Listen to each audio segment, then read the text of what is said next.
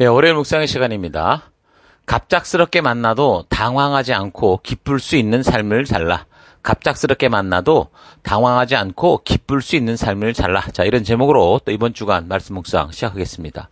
자, 고린도 지역에 머물러서 2차 전도 여행 중에 전도 사역을 감당하던 바울이 데살로니가 교회로 파송했던 그 디모데, 그리고 빌립보 지역을 살펴왔던 그 실라를 이제 고린도에서 만나면서 데살로니가 지역의 소식을 들었는데, 데살로니가 지역은 비록 3주 정도의 짧은 시기 동안 이 복음을 전했었지만, 데살로니가 성도들이 믿음에 바로 서고자 하는 그런 이야기를 전해 듣고, 이제 고린도에서 만난 디모데를 다시 이제 데살로니가로 보내면서 저들의 신앙에 대한 감사와 격려와 더불어서 이 말씀의 가치를 따라가는 그 성도, 바른 성도의 삶과 또 재림의 이 소망을 가지고 이 어려움과 이런 우리의 다가온 현실들을 잘 이겨가라 하는 그런 첫 편지 데살로니가 전서에 대해서 지난주에 우리가 묵상을 했었죠.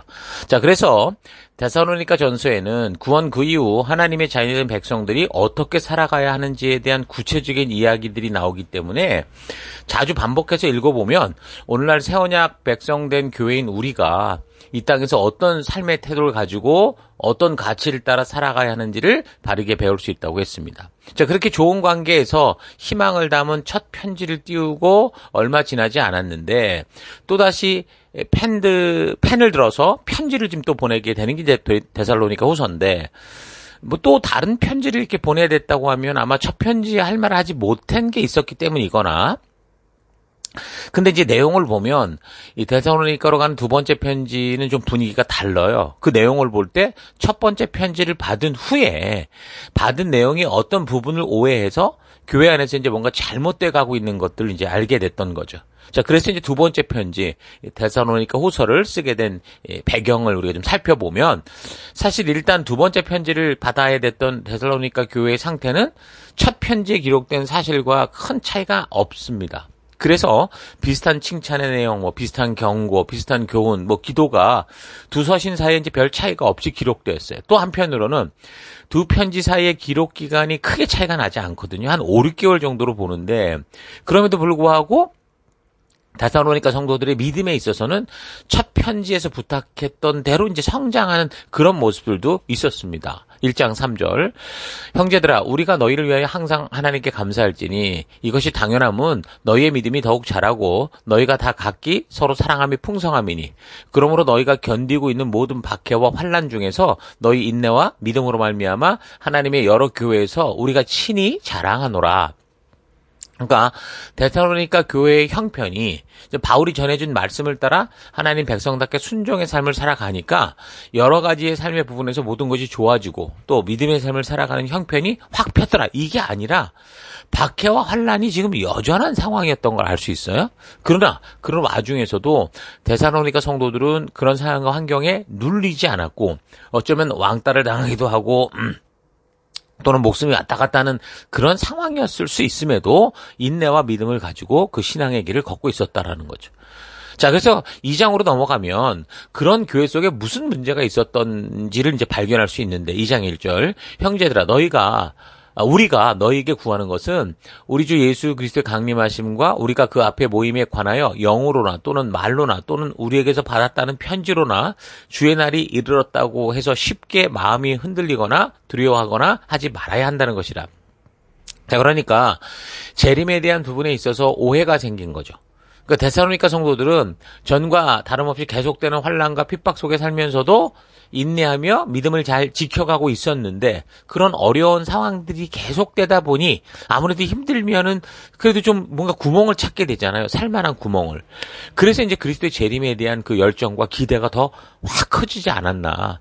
그래서 몇몇 사람들이 예수님이 곧 오신다고 그러지 않았냐. 우리 세대에 곧 임할 거라고 분명히 들었다. 자, 이래가면서 아마도 이제 몇 월, 며칠에 오신다라는 어떤 극단적인 시한부 종말론 같은 그 형태로까지 아마 이렇게 좀 흘러갔던 것 같습니다. 자, 그래서 마치 내일 이제 우리가 바로 다른 나라로 이민 가는 것처럼 일상에 주어진 일도 하지 않고 새 나라가 올 것을 기대하면서 예전에 이제 시한부 종말론으로 한국 사회를 혼란에 빠뜨렸던 그 다미선 교회가 했었던 그런 것들을 했던 거죠.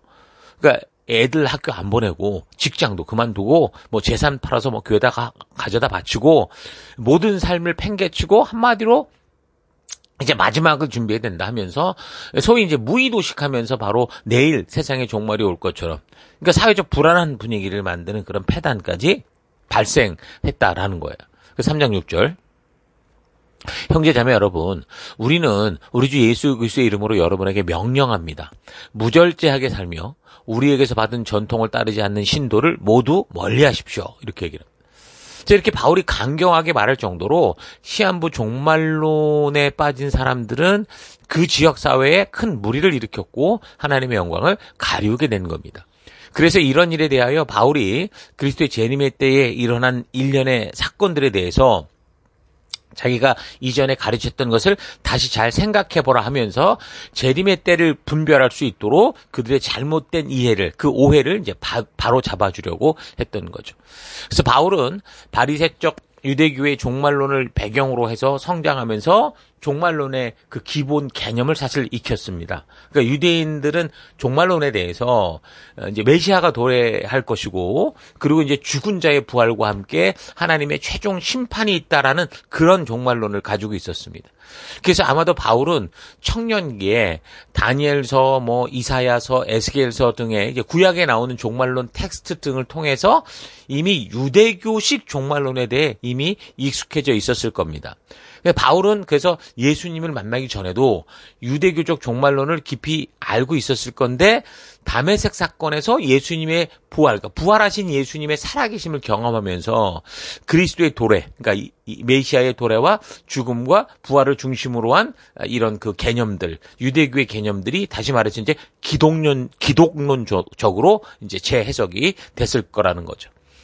그래서 이제 선교를 다니는 곳에 복음을 전할 때 그냥 단순히 그냥 어떤 사변적 이론이 아니라 부활하신 예수님을 직접 만난 경험을 통해서 자신의 종말론을 체계화했고 그것을 가르쳤던 거죠. 그래서 바울은 그래서 최종적으로 이미 아직이라는 이 종말론을 정립하면서 예수님의 초림과 재림 사이의 긴장 속에서 살아가야 되는 성도의 이런 진정한 모습을 알게 했던 겁니다. 이미 아직이라는 이 종말론이 뭐냐면 already, not yet 이 얘기가 이미라는 것은 예수님의 부활을 통해서 이미 종말은 시작됐다라는 그런 이야기고 그래서 성도들은 이미 그 부활로 말미암아 새로운 생명을 받았다라는 거예요. 그래서 하나님 나라가 이미 시작됐다라는 거예요. 근데 not yet, 아직은 그러나 이 세상은 여전히 죄와 악이 남아있고 그리스도의 재림 때의 최종적인 구속이 그러니까 하나님의 나라가 완성된다라는 의미의 not yet 이렇게 얘기를 하는 거죠. 그래서 예수님의 초림과 재림 이 사이의 긴장 속에서 성도들은 하나님 나라 백성으로 최종적으로 완성된 영원한 하나님 나라를 소망하며 살아가야 된다라는 것. 우리가 그래서 이 already, not yet 이 사이에 우리가 어떤 성화의 과정을 걸어가며 성도로 어떻게 살아가야 되는지를 얘기했던 겁니다. 사실 바울의 종말론도 선교 초기, 지금 이 데살로니가에서 벌어진 사건 때문에 이 전하는 내용, 이미 그가 이제 나름대로 정립했던 이 내용과 나중에 자신이 이제 옥에 갇히게 되고 로마로 잡혀갔었을 때 예수님의 말씀이 자신들의 생각대로 예수님이 곧 오시겠다고 했던 말씀이 자기들이 그냥 문자 그대로 들은 대로 금방 이루어지는 게 아니다라는 사실을 깨닫게 돼요. 그러니까 처음에 바울 자신도 예수님이 말씀하시기를 곧 내가 올 거라고 했기 때문에 자기들의 생애에 오실 거라고 생각을 했던 거죠. 근데 이제 이 감옥 생활이 이어져 가며 이제 자기의 어떤 상황에 이런 되어지는 것들을 볼 때, 야, 이건 그렇게 되는 게 아닌구나라는 걸 깨달으면서 그 후에 전하는 내용, 그러니까 옥중서신의 내용부터 시작해 보면 조금씩 달라집니다. 아무튼 바울은 이렇게 유대교적인 종말론에 자신이 경험한 이 부활하신 예수님과의 만남을 통해서 이 종말에 대한 그 즈음에 있어질 일에 대해서 아마도 계시를 통해서 더더욱 바르게 알게 됐다고 봅니다. 그러니까 재림에 대한 잘못된 생각, 그릇된 믿음은 이게 왜 중요하냐면 현실의 삶을 우리가 살아가는 오늘의 삶, 우리에게 주어진 이 사명의 날을 이상하게 만들 수 있기 때문에 그렇습니다. 그러니까 요즘에도 대부분 종말론에 연관된 경우를 보면 항상 현실 세계를 혼란스럽게 만들고 자기가 속해 살아가는 이 기본 틀, 가정, 뭐 사회관계, 뭐 이런 것들을 다 파괴하는 걸 볼 수 있죠.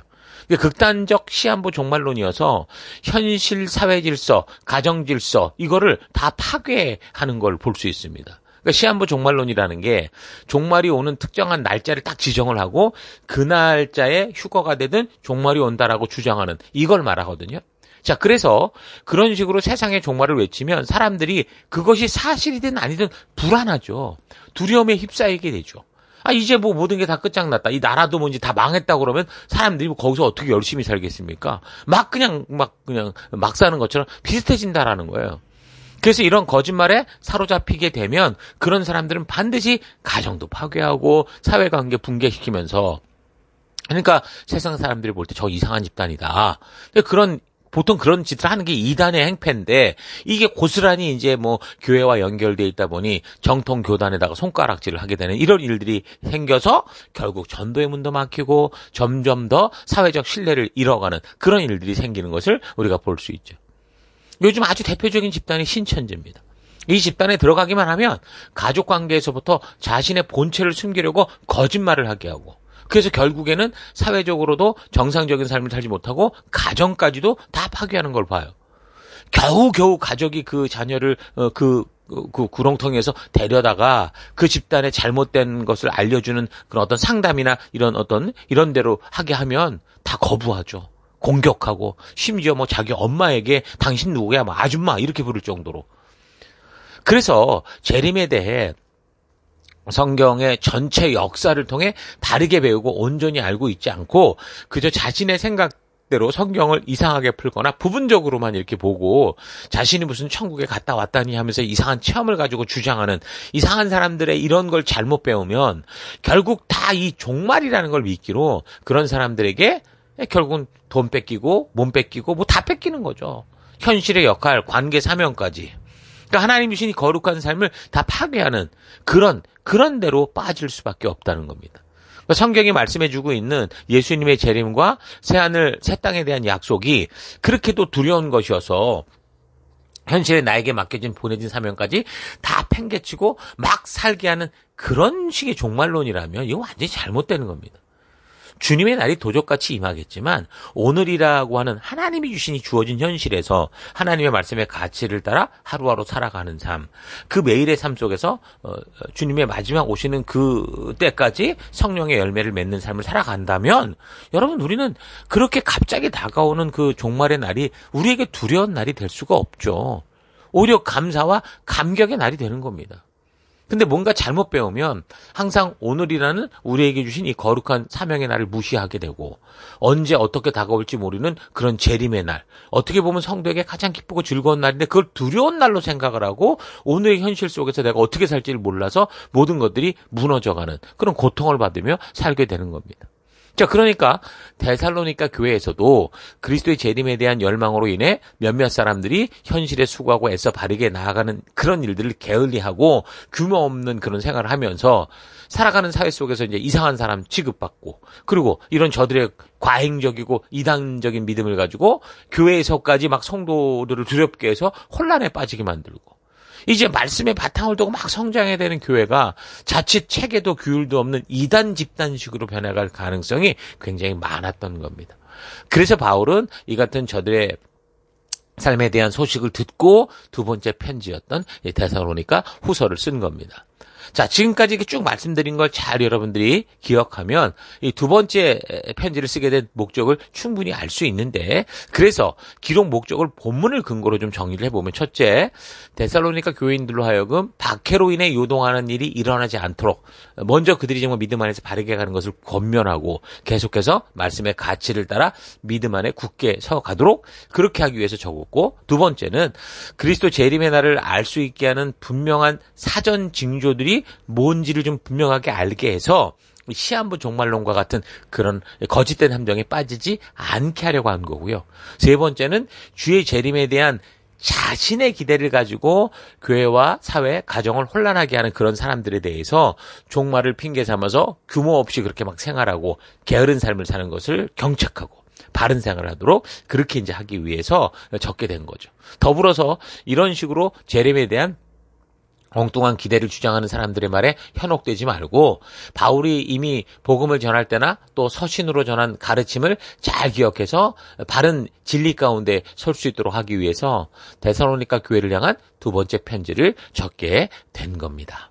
자, 이런 사실 다 기억하시면서 우리가 이번 주간 또 데살로니가 후서를 묵상해 갈 때 특히 종말에 대한 부분들을 우리가 바르고 온전히 깨달아 갔으면 좋겠습니다. 자, 그래서 오늘 하루 데살로니가 후서가 적혀질 수밖에 없었던 이 데살로니가 교회에 발생한 재림에 대한 그릇된 생각과 시한부 종말론적 현상들을 잘 파악해 보면서 오늘 이 시대에 종말의 날을 가지고 사람들을 유혹하고 미혹하고 있는 거짓 이단들을 잘 분별해 볼 수 있길 바랍니다. 주님의 날이 임할 때가 언제인지 우리는 정확히 모르지만 그날이 오고 있고 임박했을 때 나타나는 성경의 예언들, 이럴 것이다라는 것은 분명하게 기록되어 있습니다. 물론 계시록을 볼 때 마지막 날의 때는 참 두렵고 떨리는 일이 많이 발생하는 게 맞습니다. 하지만 분명한 것은 주를 믿는 하나님의 백성들에게 그 종말의 날은 단지 두려워할 일이 아니라 깨어있는 자로 더더욱 오늘 하루 성실히 말씀 따라 주님의 백성답게 증인된 삶을 살아가는 거죠.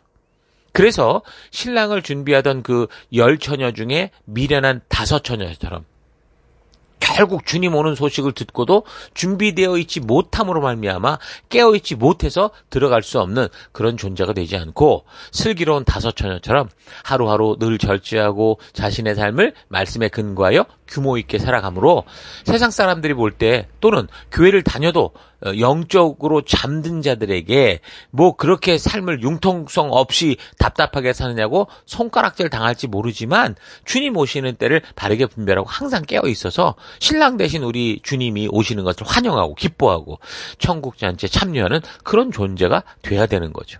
그래서 재림의 날이 언제인가를 알려고 하기보다 우리 주님이 언제 오시든지 우리 주님께서 착하고 충성된 종아 네가 작은 일에 충성했으니 내가 많은 것으로 너에게 맡기고 싶다 말할 수 있는 그런 성경의 가치대로 살아가는 일, 전도인이요 증인이요 거룩한 하나님 나라 백성답게 하나님이 주신 하나님 나라의 법도와 규례와 명령의 가치를 따라 살아가는 우리가 되십니다.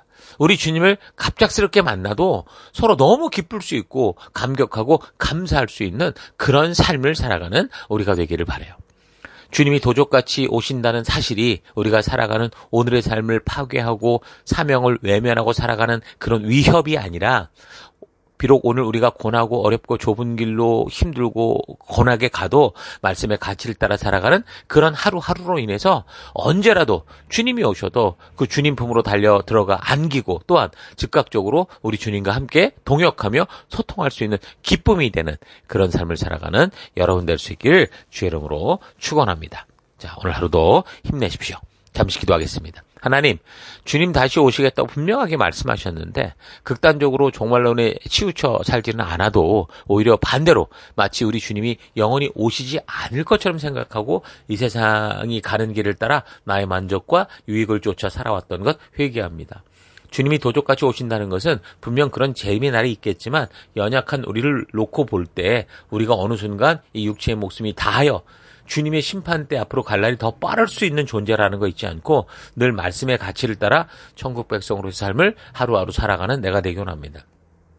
한 교회와 공동체로 주님을 기다리며 살아갈 때 미련한 5처녀와 같이 준비함 없이 살아가는 존재가 아니라 늘 준비하는 마음으로 주의 약속을 따라 살아가다가 우리 주님을 만나면 그 품에 기쁨으로 안길 수 있는 지혜로운 5처녀와 같은 우리가 되기를 원합니다.